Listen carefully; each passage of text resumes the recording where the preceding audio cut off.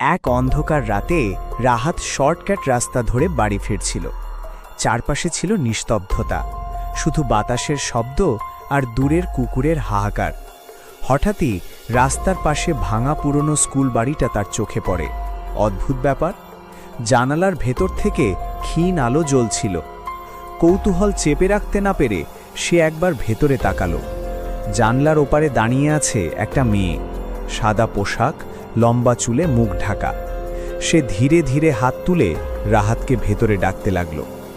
রাহাতের গা শিউরে উঠল। সে দ্রুত হাঁটতে শুরু করল, কিন্তু কয়েক কদম যেতেই হঠাৎ মনে হলো কেউ পেছন থেকে তার নাম ধরে ডাকছে, রাহাত, রাহাত। সে দৌড়াতে শুরু করল, কিন্তু যতই দৌড়াচ্ছে ততই দেখতে পাচ্ছে মেয়েটা হঠাৎ রাস্তার মাঝে দাঁড়িয়ে আছে। তার হাত অস্বাভাবিকভাবে লম্বা হয়ে রাস্তার দুই পাশ ছুঁয়ে ফেলেছে। চারপাশে অন্ধকার আরও ঘন হয়ে গেল। বাতাস ঠান্ডা হয়ে বরফের মতো জমাট। রাহাত শেষবার ঘুরে তাকাতেই দেখল মেয়েটা ধীরে ধীরে মুখ তুলে হেসেছে, কিন্তু তার মুখে কোনো চোখ, নাক, ঠোঁট নেই, শুধু এক বিশাল কালো গহ্বর। গহ্বরের ভেতর থেকে ভেসে আসছে শত শত মানুষের আর্তনাদ। রাহাতের চিৎকার রাতের নীরবতা ভেঙে ছড়িয়ে গেল, আর সে আর কখনো বাড়ি ফিরল না।